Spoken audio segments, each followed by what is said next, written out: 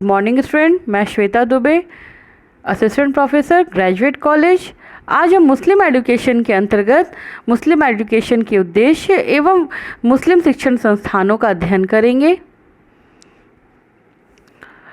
मध्यकालीन भारतीय शिक्षा। भारत के इतिहास में मध्यकाल का प्रारंभ लगभग 800 ईस्वी से 1750 ईस्वी तक को सामान्यतः माना जाता है।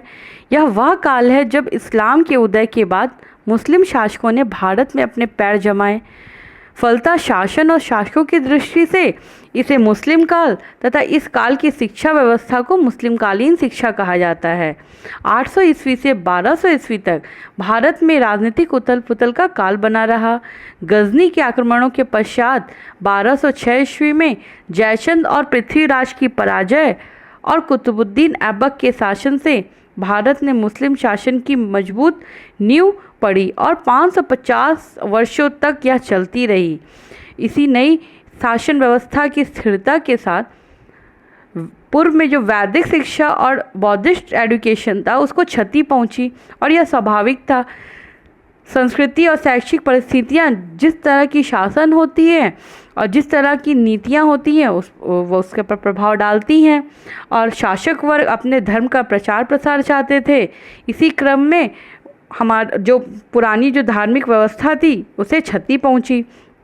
इसके अंतर्गत सल्तनत काल और मुग़ल काल आए। सल्तनत काल में जो शिक्षा व्यवस्था थी उसमें गुलाम वंश, उसमें मोहम्मद गजनी का तो एक ही उद्देश्य था कि भारत को लूटकर गजनी को ऐश्वर्यशाली बनाना।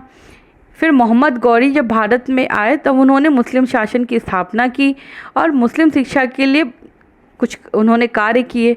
फिर कुतुबुद्दीन ऐबक आए, वो दिल्ली के सुल्तान बने और मस्जिदें बनवाईं और मुस्लिम शिक्षा का प्रबंध किया। फिर इल्तुतमिश आए, इन्होंने भी दिल्ली में पहला मदरसा बनवाया जो उच्च शिक्षा का केंद्र रहा। रज़िया बेगम इल्तुतमिश की पुत्री थीं, उन्होंने सुल्तानों के योगदान में कुछ और विद्यालयों को जोड़ा।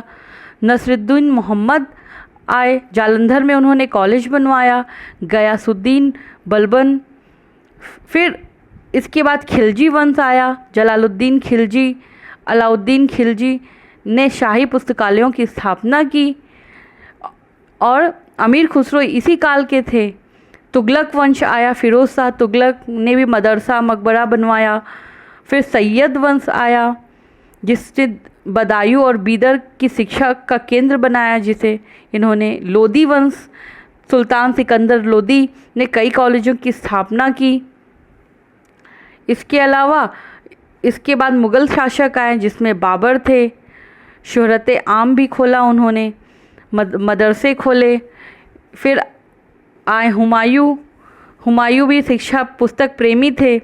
उन्होंने भूगोल, ज्योतिष, गणित आदि जो थे ऐसे विषयों का अध्ययन की और प्रगति उन्हें आगे बढ़ाया। फिर शेरशाह सूरी आए, उन्होंने नारनौल में मदरसा बनवाया। अकबर आए, अकबर ने फतेहपुर सीकरी गुजरात में मकतब मदरसे बनवाए। शाहजहाँ, फिर इसके बाद शाहजहाँ के बाद औरंगजेब आया। औरंगजेब ने भी मुस्लिम धर्म का प्रसार प्रसार किया, मकतब बनवाए। इस तरह से जो शिक्षा प्रेमी थे उन्होंने अपने राजनीतिक, धार्मिक और सामाजिक समन्वय स्थापित करने के लिए नवीन राष्ट्र के निर्माण हेतु शिक्षा का प्रसार किया। अब हम जानेंगे कि मध्यकालीन शिक्षा के उद्देश्य क्या थे। सर्वप्रथम मध्यकालीन भारतीय शिक्षा के जो उद्देश्य थे वह था ज्ञान का प्रसार करना, मतलब इस्लाम धर्म का प्रसार करना। हजरत मोहम्मद के शब्दों में ज्ञानोपार्जन परम आवश्यक है और मोहम्मद साहब ज्ञान को अमृत की तरह मानते थे। वह निजात मिल सकती है कहते थे ज्ञान के द्वारा, इसलिए धार्मिक तथा लौकिक दोनों ही ज्ञान देना शिक्षा का उद्देश्य था। इसके बाद है इस्लाम धर्म का प्रचार करना। पूर्व की तरह इस काल में भी शिक्षा का आधार धर्म ही था, इसलिए शिक्षा का प्रमुख उद्देश्य इस्लाम धर्म का प्रचार प्रसार करना था। शिक्षालयों में कुरान शरीफ ही पढ़ाए जाते थे। कुरान शरीफ की आयतों का अध्ययन करवाया जाता था।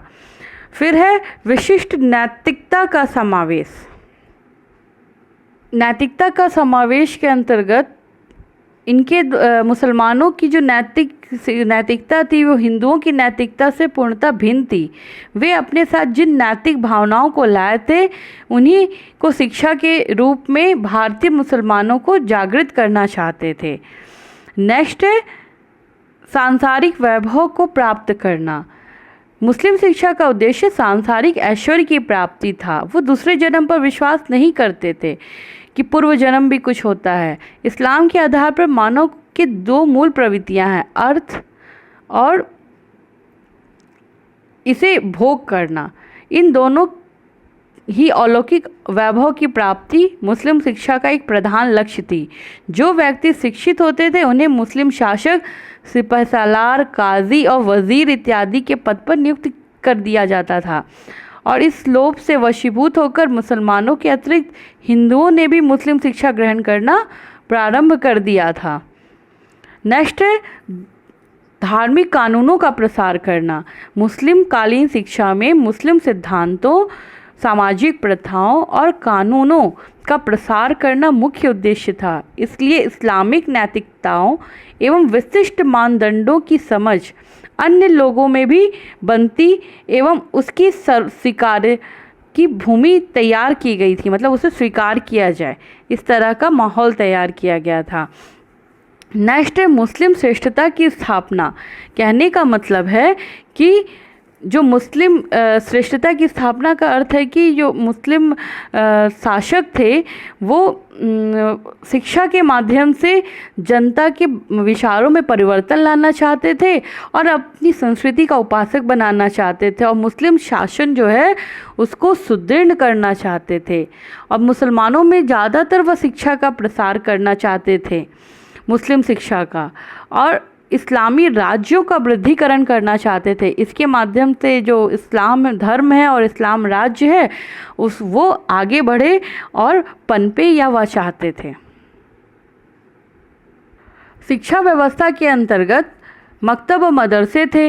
मकतब और मदरसे में बालकों को शिक्षा दी जाती थी। मकतब में अरबी भाषा में शिक्षा दी जाती थी जिसका अर्थ कुतुब था, जिसका अर्थ होता है लिखना। इस प्रकार मकतब का अभिप्राय विशेष रूप से लिखना सिखाया जाता था। प्रायः मस्जिद से यह जुड़ा रहता था और यहाँ मुख्य कार्य बालकों को कुरान के जो अंश हैं उसकी शिक्षा देना है, जिन्हें धार्मिक कार्यों और उनकी आस्थाओं को पूर्ण करने की दिशा से मन में मतलब जानने की अपेक्षा की जाती थी।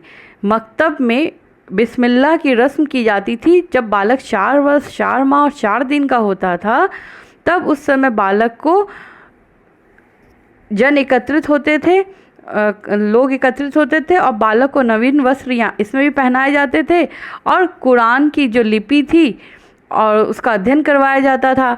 55वां 87 जो 87वां अध्याय था वो रखा जाता था। ये जो 2 प्रकार के पाठ्यक्रम थे, एक जनसाधारण के लिए था और दूसरा शहजादों के लिए था। इसी तरह उच्च शिक्षा मदरसा केंद्र थे। इसके मदरसे में प्रायः मस्जिद से ये भी जुड़े रहते थे। इसका अर्थ था दरस, जिसका अभिप्राय भाषण देना है। मदरसा वह स्थान कहलाता था जहाँ भाषण दिए जाते थे और मदरसों में सामान्यतः दरगाहें भी जुड़ी रहती थी। यहाँ 10-12 वर्ष की होती थी मदरसों में शिक्षा का जो समय होता था। यहाँ 2 प्रकार के पाठ्यक्रम होते थे, एक लौकिक जो वर्ल्डली लाइफ से रिलेटेड होते थे और धार्मिक भी होते थे, और अरबी फारसी भाषाओं में साहित्य और व्याकरण, तर्कशास्त्र, दर्शन शास्त्र, कानून, ज्योतिष, इतिहास, यूनानी शिक्षा और कृषि शिक्षा दी जाती थी। मुस्लिम शिक्षा की संस्थाएं थी मकतब, मदरसे, क़ुरानखानें, दरगाहें, कुरान स्कूल, पारसी स्कूल, अरबी स्कूल। और यहाँ सबसे मुख्य चीज़ थी कि अरबी और पारसी में जो शिक्षा ग्रहण करते थे उन्हें जो राजा थे उनके यहाँ ऊंची पोस्ट मिलती थी, हाई पोस्ट उन्हें दिया जाता था। इसलिए जो हिंदू वर्ग भी था वो अरबी और फारसी में शिक्षा ग्रहण करना उन्होंने स्टार्ट कर दिया था। उर्दू जो भाषा थी वो तो भारत में आके उसका जन्म हुआ था। एक ऐसी भाषा का इजाद किया गया था जिससे कि जो जन सामान्य से वो आसानी से जुड़ सके, क्योंकि उर्दू और अरबी और फ़ारसी लैंग्वेज आम जनता से उन्हें ठीक से जोड़ नहीं पा रही थी, जिसके कारण एक नई भाषा का भी जन्म हुआ। और जो परीक्षाएं भी होती थी, और में जिस तरह हमारे उसमें वैदिक युग में रुद्र, स्नातक, इस तरह की उपाधियां दी जाती थी, आदित्य, इसी तरह से वसु, इसी तरह से बौद्धिस्ट एजुकेशन में भिक्षु बन जाते थे। और इसमें भी 3 तरह की उपाधियां थी। फाजिल, यह उपाधि तर्कशास्त्र और दर्शन शास्त्र के लिए दी जाती थी, जो लॉजिक और फिलॉसफी स्टूडेंट्स पढ़ते थे। आलिम की उपाधि धर्मशास्त्र की जो शिक्षा ग्रहण करते थे उन्हें दी जाती थी। काबिल की उपाधि लिटरेचर्स जो पढ़ते थे उन्हें दी जाती थी। तो इस तरह से शिक्षण संस्थाएं थीं और विभिन्न प्रकार के विषय यहाँ पे इन्हें पढ़ाए जाते थे। और आपको, मुझे आशा है कि आपको यह समझ में आया होगा और आपके सिलेबस में है और आपको इससे सुविधा मिलेगी इसके अध्ययन में। धन्यवाद।